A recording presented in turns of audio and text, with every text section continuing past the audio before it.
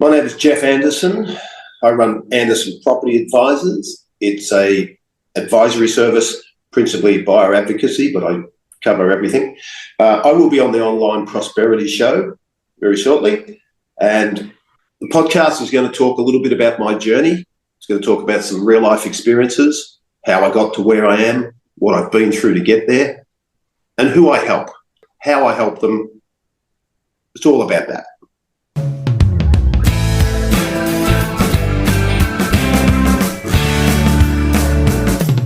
Now, ladies and gentlemen, welcome to yet another exciting episode of the Online Prosperity Show. I'm your host, Prosper Taruvinga, and today I have the privilege of chatting with a man whose real estate career could literally be a Netflix series all on its own. Now, Jeff, how are you doing today? Hello, Prosper. I'm very well, thanks. Hard not to be. Beautiful weather in Melbourne. Tell me about that. But you know something about Melbourne, Jeff. You know, we never really talk about the weather. Otherwise, you'd be relegated to those that lie. Because if you look up right now, it might totally have changed from what it was from the time you mentioned that. But, we've come accustomed to the 4 seasons in one day that we have in Melbourne. But for the time that we're recording in this very minute, the weather is beautiful. And thank you so much for joining us. And for those that are tuning in right now, Jeff Anderson is not your everyday real estate expert. I mean, he's an award-winning auctioneer, a veteran with nearly 4 decades in the field, and a trusted advisor to billion-dollar hedge funds and hundreds of property agents alike. Now, Jeff has run one of Victoria's largest owner corporations and also conducted over 4,000 auctions, and he owns Anderson Property Advisors, where he's dedicated to helping buyers avoid pitfalls and make smart investment choices. But I don't want you to be intimidated by this serious resume, and don't let this serious resume fool you, because Jeff is really full of stories and insights that would actually have you hooked, and you too would, have an understanding of the lay of the land, especially when it comes to making smart investment decisions. Now, today we're going to be digging into Jeff's personal approach to client advocacy, his journey from adrenaline junkie to top tier advisor, and some heart-stopping moment. And I'm saying this literally. There's a moment where he had his triple bypass. We're also going to be talking about that a little bit, though Jeff's story is one, like I say, ready for a Netflix special in and of itself. But I want you to look at it in the eyes of seeing the success one can make in real estate, the success one can make in life, and to really realize that it's not about shortcuts, it's about integrity, resilience, and smart choices. So whether you're a property enthusiast yourself, or you're just here for Jeff's tales from the trenches, I think you're in for a treat with the show we've got lined up for you. Now, Jeff, I could go on and talk about everything and all the accolades that make your resume a mile long. You could maybe tell us a little bit about how you actually got involved in real estate, and when you realized you had a real passion to helping people find their. Thank you for such a glorious introduction. For those that are watching it, I'm Jeff Anderson. Hello to you all. I'm pretty down to earth, so that you'll soon gather that. I'm testimony to the fact that you don't have to be a scholar to actually do well in life. I educated to a year 11 standard. I didn't go to university. I didn't even finish my HSC. I did a various amount of odd jobs when I was 18, 19, 20. I ended up becoming a brickies labourer at the age of 22, now 59. I was sitting where I was renting, and it was in a place in Donvale back in the mid-1980s. That area went through a massive transformation. I was watching all these houses, all this subdivided land get cut up and all these houses getting built. And I noticed that the sold signs were going on them in a matter of days and weeks. It was generally due to the mass amount of Chinese influence we had back in the late 80s, early 90s, when they were fearful of their money being absconded by the government. So they were coming here. And I thought, that looks easy. So I just walked in a real estate agent, knocked on his door, and said, do yourself a favour, give me a job. He knocked me back 3 times. The third time he gave me a job. I hadn't sold a house in the first 3 months. And I thought, what am I doing? What have I done? The 4th month, I sold 11, which is, the average person probably does 2 or 3 a month. So the penny dropped. I was mentored by the lead salesperson there. I watched everything they did. And from there, it just went from strength to strength. I've been poached everywhere I've gone. And as you said, I'm an award-winning auctioneer. I've done over 4,000 auctions. I've run some of the biggest companies in Melbourne, Fletcher's, Woodards, Century 21. So I've primarily been a real estate sales agent and or owner or partner to the owners of some of the largest companies in Melbourne. And I set up my advocacy business 6 years ago. So I'm sorry if I'm going off track here. There's a lot of information over that time. So 35 years, or 39 years in the property sales arena. And 6 years ago, I set up Anderson Property Advisors, which is there to really give guidance and make sure you buy right, you don't get rorted or ripped off by some of the, naughty sales tactics that go on. I talk to up to 300 agents a month, all across Australia, but primarily Melbourne. And 80% of them couldn't lie straight in bed. And I've got no problem saying that. It's just disgraceful. I love it when I go into a room and I see 20 or 30 people and I do a seminar or a talk and I ask them all, put your hands up if you've ever bought a property. 90% of the hands go up. I ask them to leave the hand up if they felt the sales agent they bought from had their best interests at heart, was honest, transparent, and credible. Every hand goes down at every meeting. So that's the reality. I know all the tricks, I know all the spin, I know everything, and that's why I set up the advocacy, because I love to help people buy right, set up a platform to grow wealth, and also talk them down off the ledge if it's an overpriced property or it's a lemon, it's poorly located or anything like that. Did that answer the question?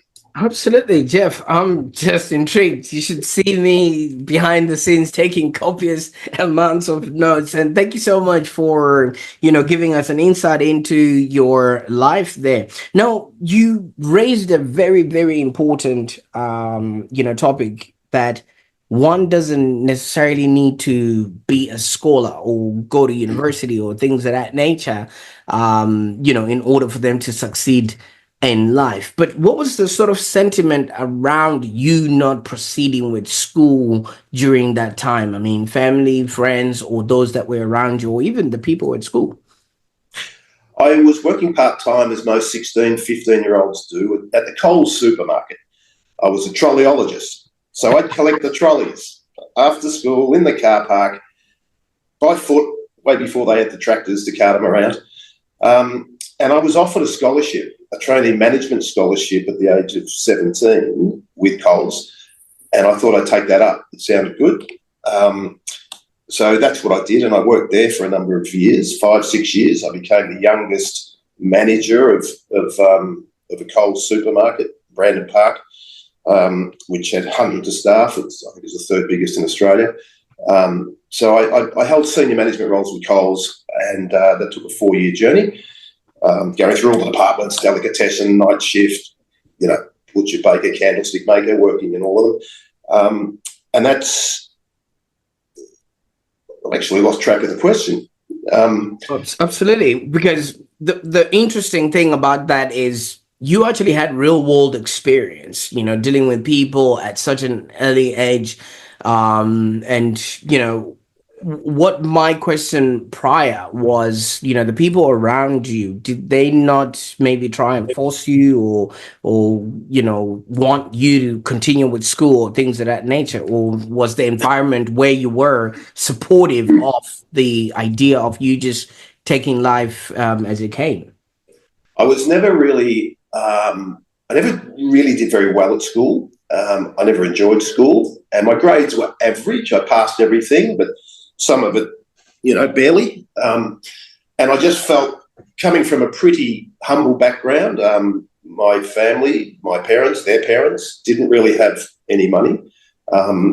Quite often you hear that story, and that was my driver mentally to actually go out and start earning a dollar, when a lot of my friends were continuing to go to school for a number of years. And I just didn't really want to be in the financial position that my parents were at their age. And I, rightly or wrongly, thought that starting work early, earning money, would be a good way to start. So that was the driver.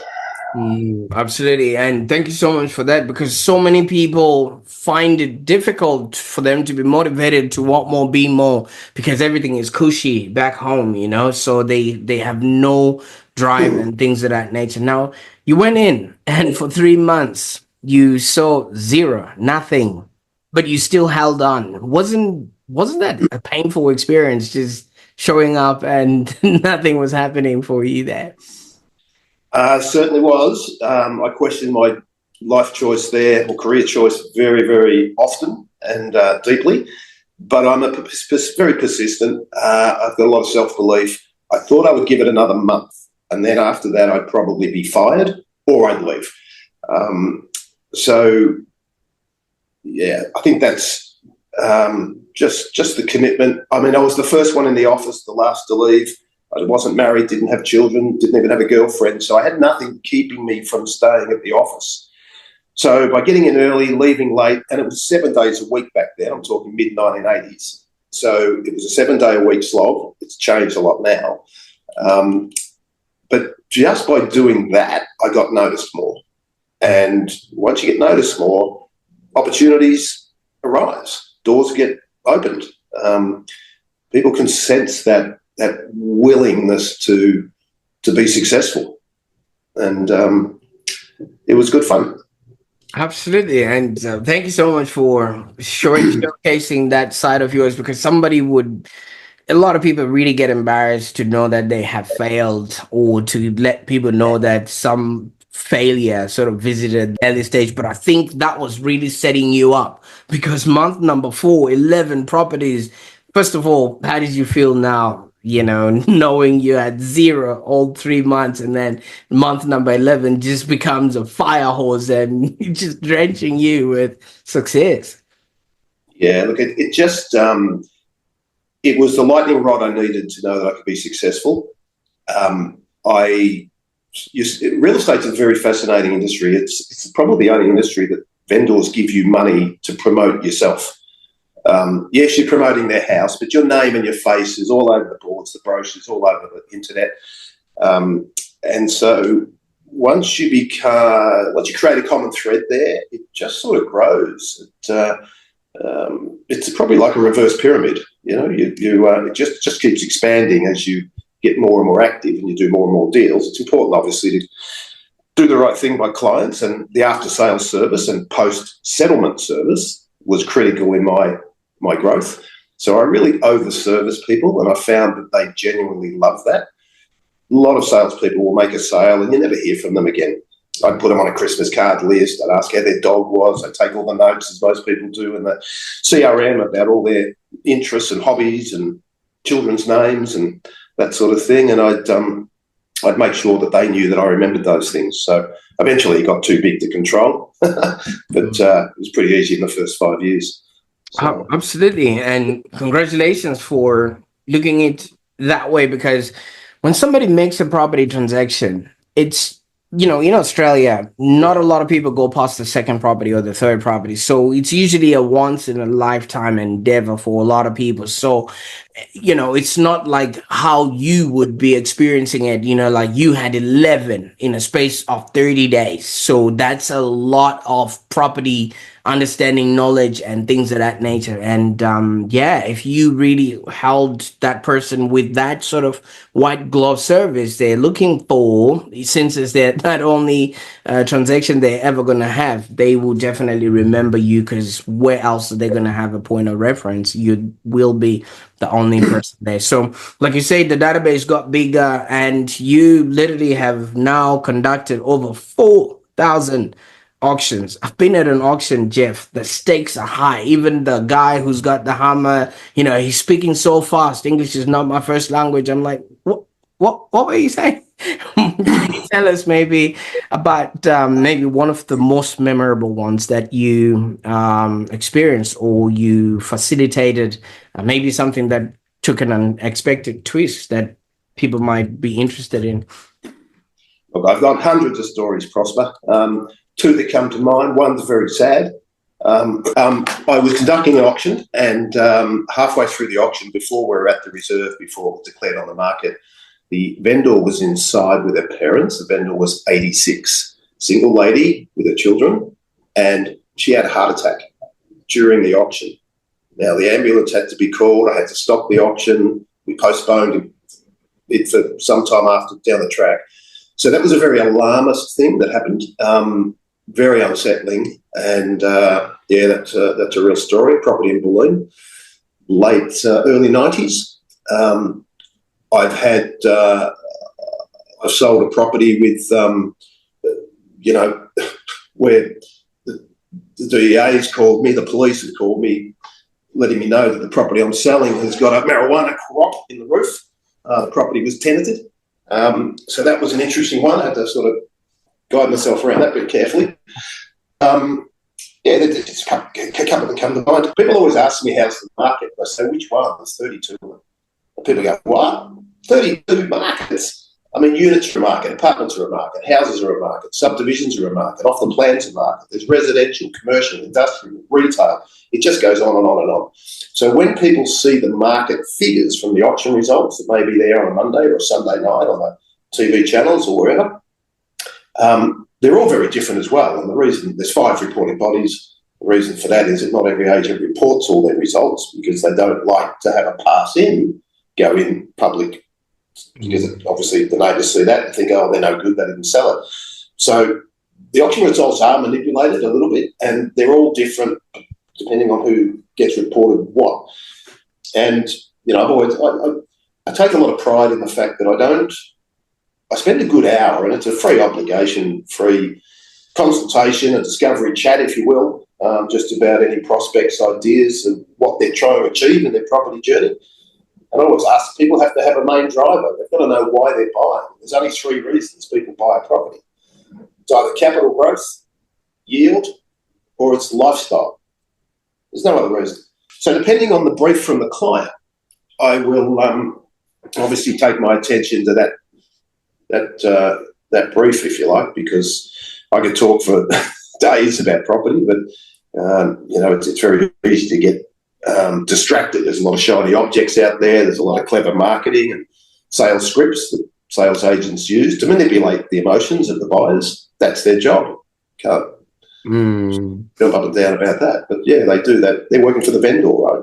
And I realised some years ago, there's no one really, with my experience, having run some of the biggest companies in Melbourne, and currently you mentioned the Owners Corporation, Ross Hunt Real Estate in Surrey Hills. That's the largest family-owned owners corporation in Victoria. We look after about 14,000 buildings across Melbourne and 85, 87 staff. So I still run a mainstream real estate agency with a team of 6.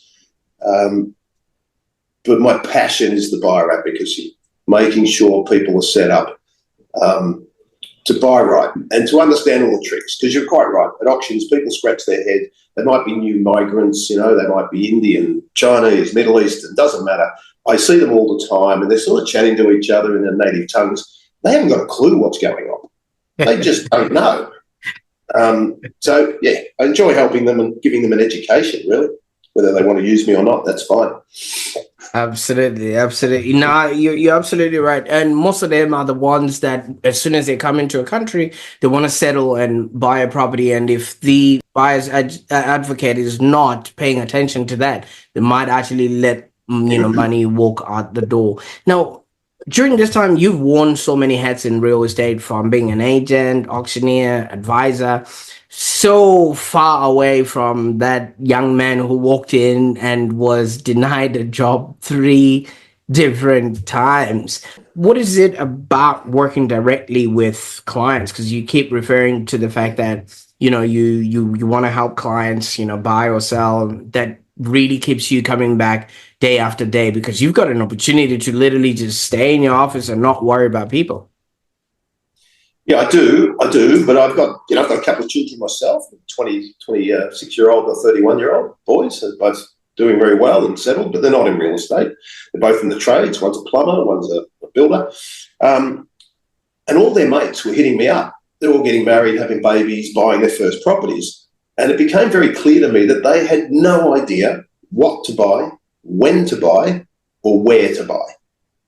And it dawned on me very quickly that once I just spoke to them about some of those things, the mechanics of real estate, that people were losing their minds. Just with I often, people say to me that you've probably forgotten more about real estate than you actually remember. And that's probably true. So look, it's just a heartfelt passion trying to set up primarily the younger generation in their late 20s, 30s that are buying their first, I'll say a house, but we really mean an apartment. If it's there, generally it's an apartment, not a house. We know what Melbourne prices have done for the last couple of decades.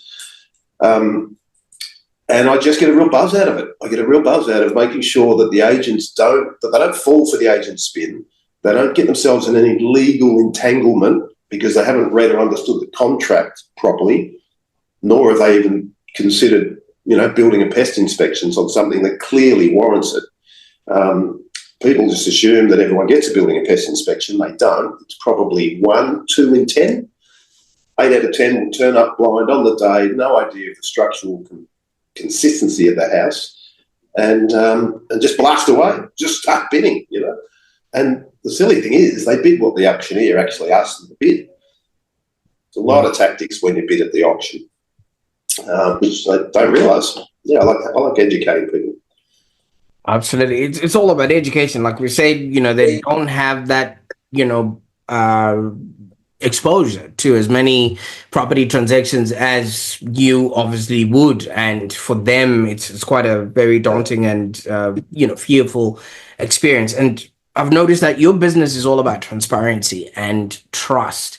Now, first of all, how do you obviously continue to do that when everybody else in your industry is just wanting to just do the transaction and, obviously go away and go on to the next thing? Is it because the industry is really filled up with young people that are just looking for the next deal, within the industry, or, how does that sort of sit with you?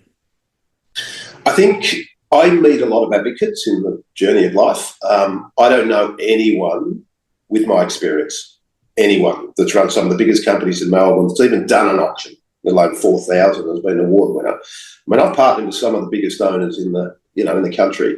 I've learned from the best, and most salespeople I see arrive in the sales arena are younger people now, definitely a younger man's game.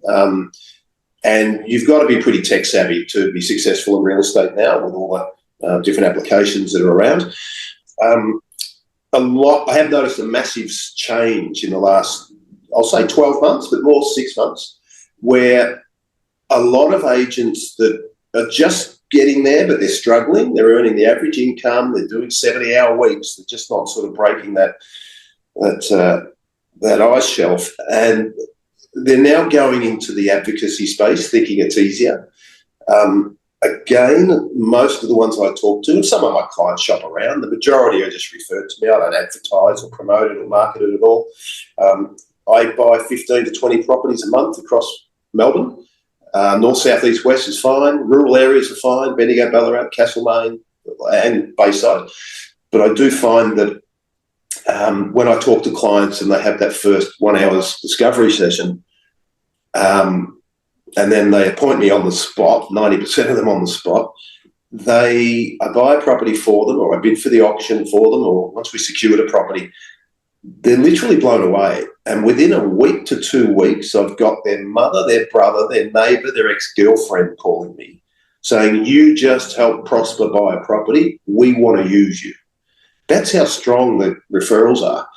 And that's what I was saying earlier, is that I may be a little unaware about how much intel I can get and what sort of knowledge I can pass on. That's the point of difference, and that's why people just keep coming back. I mean, I don't even ask for Google reviews. I think there's 140 of them raving 5 stars. It's just a joy. It's just a joy to help people. And, you know, I also know a lot of agents, as you'd expect, after being in the industry for as long as I have. That helps, obviously, if you have a relationship, a past, previous or current relationship with an agent. Generally, they'll be a little bit more transparent with you than what they would if they were dealing with a new buyer advocate who hadn't walked the talk and was perhaps a failed sales agent. There's a lot of that out there. Cool. I mean, obviously, with so much experience, like you said, you could do over 30 or so properties in a single, you know, calendar month or things of that nature. That's a lot of transactions that are happening, you know, for, and, you know, a product that for other people is not an everyday occurrence. But what are some of the common pitfalls that you see sort of clients falling into, and how are you guiding them to sort of avoid them, knowing that you at the forefront of these transactions every time? Well, the first thing I say to them, whether they use me or not, don't ever tell the sales agent in your first inspection that you've got interest. Don't talk offers and make an offer before you understand the rules of engagement. There's no legislation around that, Prosper. So what I'm talking about is if, you know, a common question from buyers is with agents, will the owner sell before auction? Most agents will just lead you along and just put some burley in the water to make you bite. And that is that, if the offer's a good one, yeah, I'm sure they'll consider it. The agents know damn well the owner wants to go all the way to auction unless there's a monster offer coming in. And I'm talking miles above the top end of the range. So I don't, and the reason is when you have multiple interests in a property and it's going to be sold prior to auction, or it's a private sale that's negotiated, you have to know the motivation of the vendor. You have to know why they're selling. You have to know how many other interested parties are there. You have to know if other people have made offers. How many people are coming through the open homes? Have they set out X amount of contracts? How many people have done second or third repeat inspections? How many building inspections have been done and paid for? So they're all the things you need to know initially, and buyers don't even think to ask those questions. They just launch into an offer, and that agent will use that as leverage against other potential buyers. And it's going to cost you. So that's the first thing I tell them, not to reveal too much too early. The second thing would be, don't understand that underquoting is still a thing. Yeah, I know it's legislated against, it's illegal, there's tens of thousands of dollars of fines for agents individually and hundreds of thousands of fines for agencies that are caught doing that behaviour. I know how they get around it, but basically most buyers I find will just assume that the owner's reserve is in that 10% range that they've quoted. Most of the time it's not. Generally 90% of owners want above the top end of the range. The authority says to be confirmed on the reserve. That's how they get around the legislation. The agents pretend they don't know what the owner wants. They know. They've talked about the price before it was given to them to sell. So it's all smoke and mirrors. You just got to understand that. You know, I help a range of demographics. I help a lot of migrants. I help a lot of single, middle-aged, divorced women who money comes through from a divorce and they've got no idea how to negotiate because the husband's always done that. I deal with a lot of first home buyers and investors. So everyone's got a different angle of what they're trying to achieve, but the fundamental negotiation skills are the same anywhere pretty much in the world, but certainly right throughout Australia.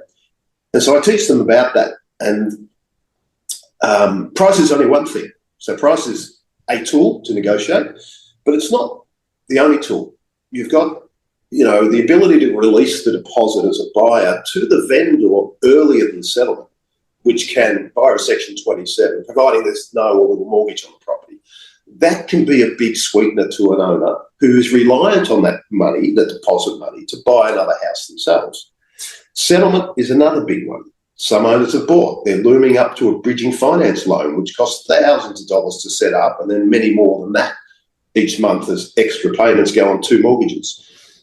Some owners haven't bought. They want a super long settlement because they don't have confidence that something they want to buy is going to pop up in a month or two. So they might want a 4, 5, 6 month settlement. All those levers can be pulled, but only if you understand the driving force behind the seller, the vendor. So that's key before you even go into negotiations. Absolutely. And thank you so much for obviously highlighting that, because, the person that's watching this will be thinking to themselves, but I've heard that Jeff works with billion-dollar hedge fund managers for property insights and things like that. How would he be able to then, come down to my level when I'm just doing this transaction for the sort of very first time and things of that nature? People might just be self-selecting in that sort of manner. But obviously, yes, with this level of consulting that you're already doing in billion-dollar funds, how would you then have the patience to deal with the mom and pop who might not even know where their accounts are or things of that nature, that might help with the sales of that property? $1 billion hedge fund managers have got enough money. Trust me. I'm not interested in making them more money. I do it because they reach out to me. It takes an hour. I do it from the luxury of my home, my car, the park, wherever I am. I don't have to physically go anywhere. It's generally on the phone or on a Zoom or a link meeting or Teams meeting. Whereas, a lot of the buyers that I help singularly, they need the help. They need that leg up. Some of them have barely got 5% deposit saved and they're relying on the government schemes, first-time owners grants and all sorts of things like that in order to secure something. So they need help. Every $2,000-3,000 I can save them on buying a property. For some of them, they break down in tears. Some of them I save 30, 40, 50, 60, 80, 100,000. In fact, I bought one for a brain surgeon only late last year, November it was. A beautiful double-storey Victorian home, Italianate style, fully renovated. $3.5 to $4 million was the quote. He told the agent that he would pay $3.8 million the week before the auction. She said, great, can we document that, as in put it on a contract? The reason she's doing that is because she probably felt it was going to be accepted and she didn't have a lot of interest in the home. He rang me saying, oops, I made a fatal mistake of talking price with her, Jeff, I've made an offer. I got him out of that. I called the agent. I told him to withdraw the offer, tell her you're no longer interested. I bought the property the very next day for him, of which she didn't know it was him, for $300,000 less. We got it for $3.5 million. He was prepared to go to $4 million, and that's true. So that's an extreme example. I don't do that constantly, but I do save tens and tens of thousands just about every negotiation I go for. And the most important thing is I get 8.5 out of 10 properties I negotiate for. So I don't miss many, whereas I have some clients come to me saying, we've been looking at our own for 6 months, we've missed on 10 auctions, we don't know what we're doing wrong, but clearly we're doing something wrong. We need your help.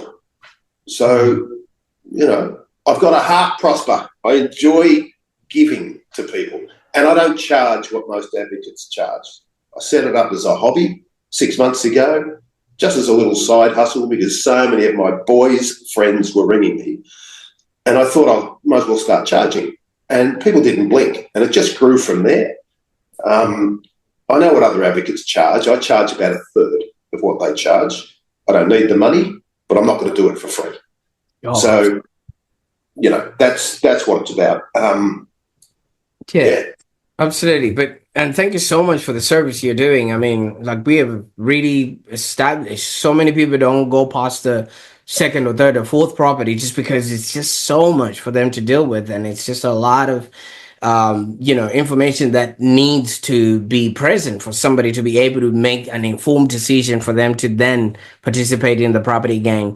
Now, obviously, Jeff, for somebody like yourself, you've had your own sort of personal problems that would have maybe taken you out of the game a long time ago, but yet, you're still out there helping others shouldn't you be resting and just really looking after yourself and, obviously making sure that you're on the mend and everything else along that sort of recourse? I'm assuming you're referring to the triple bypass that I had a few years ago. So I did have a triple bypass. I was a smoker for a number of years. I don't now. I'm completely off them now. But 3 years ago, I had a pain in my leg. I wasn't sure what it was. It was plaque built up in one of the veins. They then wanted to check my heart out before they put a stent in. They checked my heart out. I had no signals. I felt fine. Everything was great. And they found the left artery 80% blocked, the right artery 90% blocked, and the other one, I can't remember which one that was, but that was 65% blocked. So for those cricket-loving fans, I was a Shane Warne waiting to happen. I had severe plaque build-up. The aorta was the only clear one, and that's, thank God for that. That's the one you need, probably most importantly for brain function. So I went through that during COVID. That was horrific. I've got to tell you that. No visitors.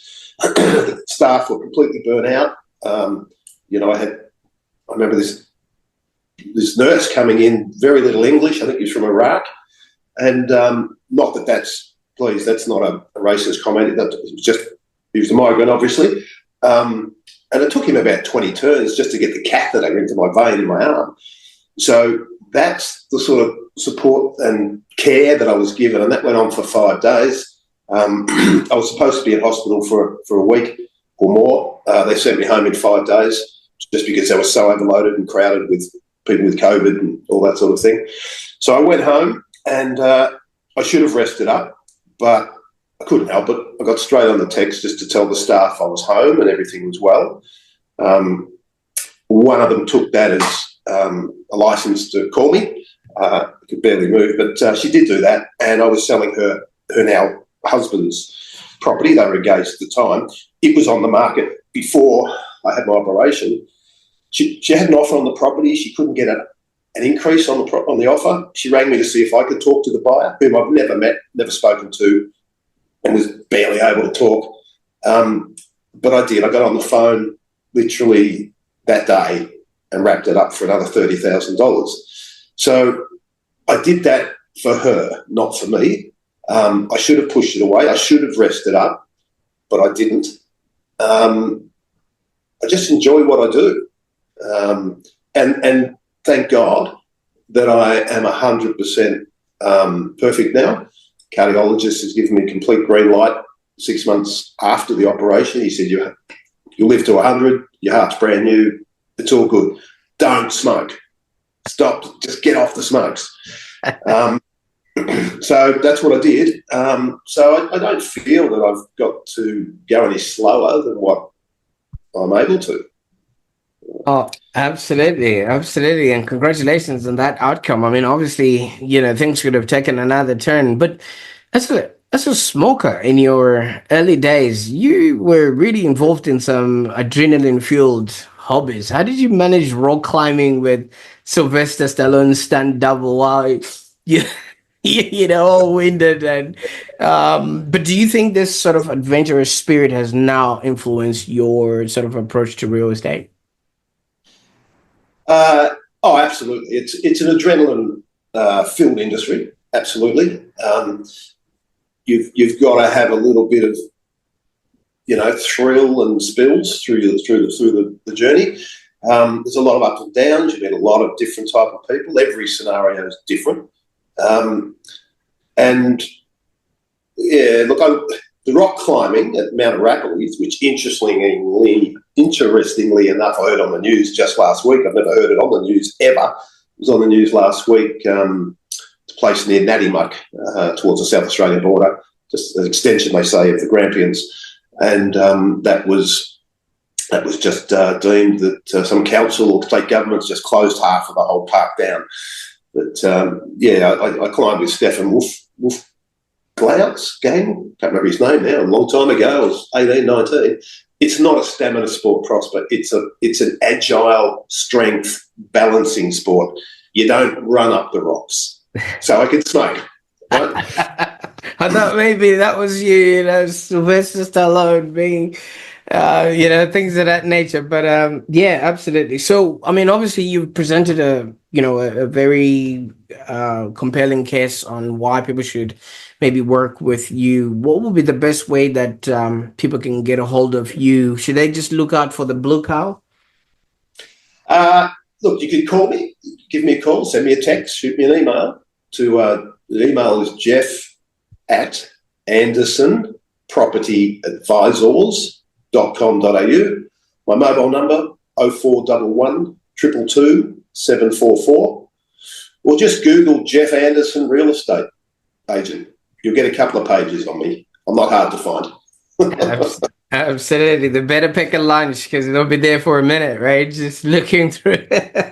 I will definitely put all those links in the show notes so that people can actually, you know, get a hold of you. Now, I mean, for it, properties is always, you know, it's always the same thing, brick and mortar and things of that nature. But you've been in the game for obviously, you know, 4 decades, as we have say, and people who sort of work with you rave about your hands-on educational approach. What sort of you know, future do you see real estate you know, following, especially here in Australia, knowing what you know about what it was in the past and what you can see these days with all this technology and insights that people are coming with? I think it's interesting as far as I've seen a lot of changes, and there's enormous changes going on in Victoria now with the state government allowing super high density to be around a number of train stations, and a lot of that's been on the news recently. So the apartment market probably is going to get very saturated and oversupplied. I've been telling people or clients for the last 18 months to buy single level units as opposed to apartments or double-storey townhouses as investments. And funnily enough, or accurately enough, the figures came out not long ago from the Real Estate Institute of Victoria showing that single-level units outperformed houses for median price growth by 9% the last 12 months. That's never happened before. The reason that's happening, one, obviously, migration intake, 1.4 million people coming here in the next couple of years. I mean, 700,000 of them are already here. And they want the independence of a single level unit. They can't actually always afford a house on a big block of land. But the biggest driver is because of the ageing population we have in Australia, and particularly in Melbourne. So there are more people, and I'm sure this is why the government's allowing all these migrants in, which is the highest it's ever been in history. Because of the fact we have an ageing population, we've got less people paying taxes to fund the pensions, so they've got to keep the workforce up. These older people that are retiring, and I'll say older, but they're my age, you know, 60, 70, maybe 75, they're still healthy, they don't go to retirement homes, nursing villages, they still want independence. They can't deal with stairs in a two-storey townhouse. That's why the single-level units have pretty much exploded. So I see that market going really, really strongly over the next 10 to 20 years. That's projection by the governments about the age of the country. But yeah, I think it's growth. I think if you buy in the right suburb, you buy the right type of property, I think property is still the safest way to grow your net worth in the medium term. Definitely in the long term. But if you think you can buy and sell in a year and make money, it does happen. But it's not a quick get in and get out thing, unless you're handy on the tools and you can renovate and maybe do a little extension, add a bathroom, bedroom, something like that. But generally, it's medium term. But I think it's all positive. I know people are hurting at the moment with interest rates at, you know, levels. But when I got into the market at 18, 19, whatever it was, the interest rates were 17.5% and the investment loans were 19%. The average mortgage was only 105,000. So I appreciate now it's 500,000-600,000. So it's probably relative, but I think as soon as the market the rates start coming down, and I believe that'll happen early next year, 2025, the market's going to explode up. That's what I'm thinking is going to happen. Absolutely. Well, thank you so much for that insight there, Jeff.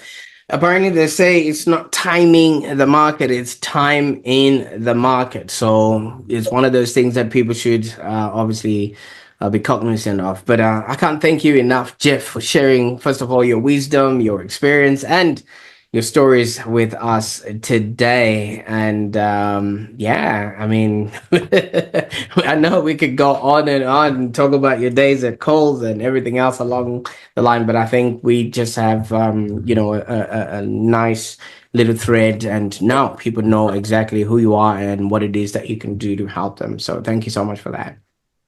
Ross, it's been an absolute pleasure. Thanks for reaching out, and I've really enjoyed the experience. Hopefully your viewers take away one or two nuggets. Absolutely. Now, as you heard it from Jeff, whether you are buying your first property or your fifth, congratulations to you.